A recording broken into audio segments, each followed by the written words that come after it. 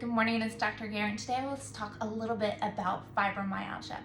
Now, we know that fibromyalgia is one of those syndromes that's not well understood, nor is it well believed for whatever reason. But what is it really? It is a syndrome characterized by widespread musculoskeletal pain.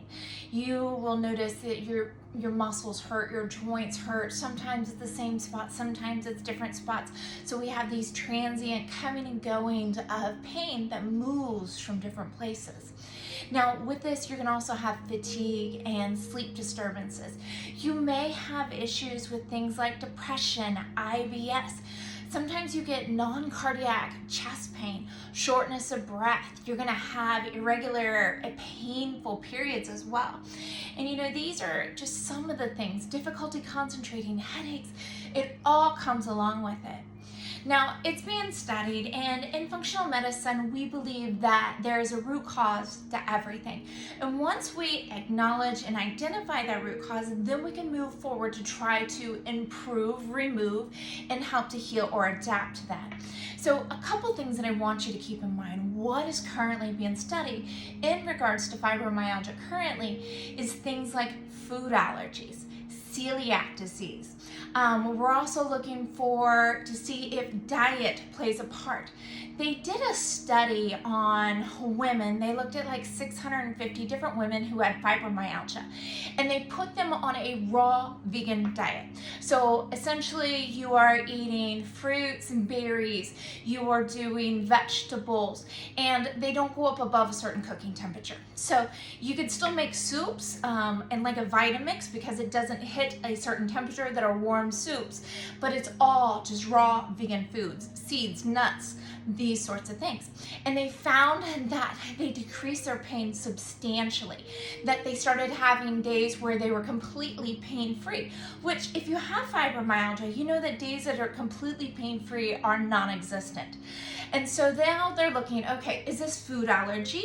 Is this taking out some of the food additives that we have? Is this the removing of gluten, which may be a celiac trigger? Is this something else that is going along through there?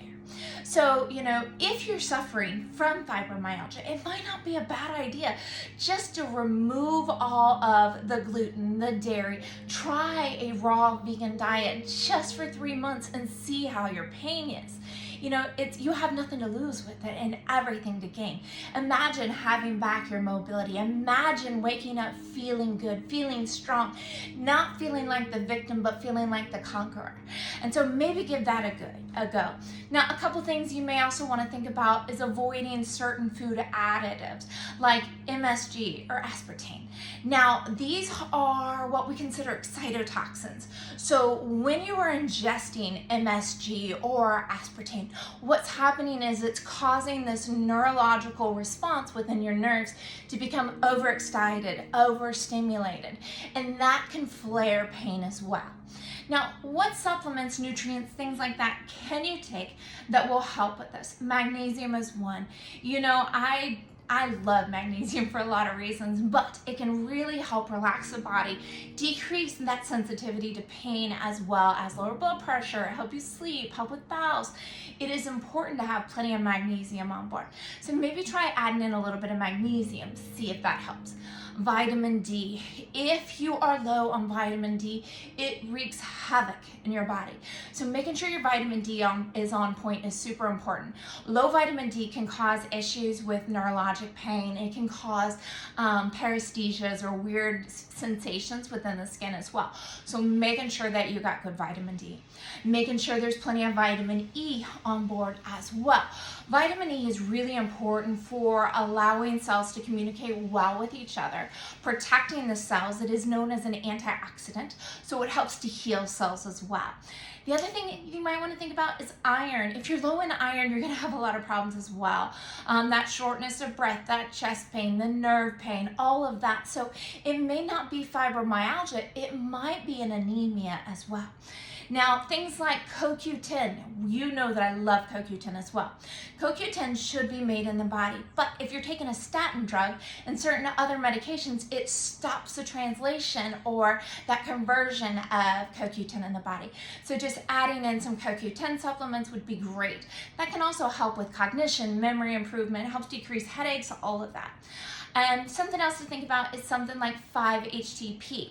Now, 5-HTP is the precursor that helps your body to create serotonin.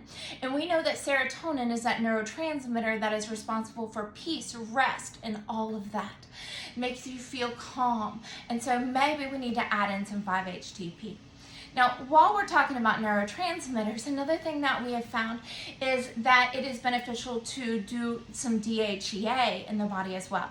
Now, there are some cautions with DHEA. Not everybody needs DHEA. If you have a history of cancer, do not take DHEA.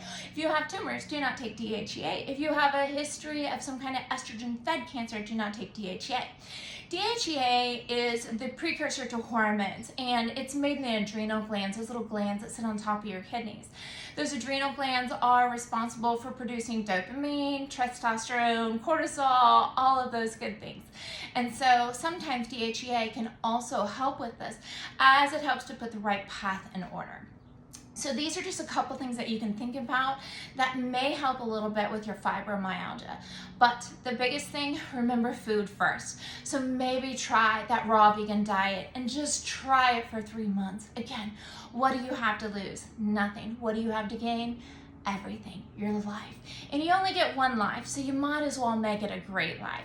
So if you have any questions, give me a call, 812-290-2128, and I hope you have a lovely day.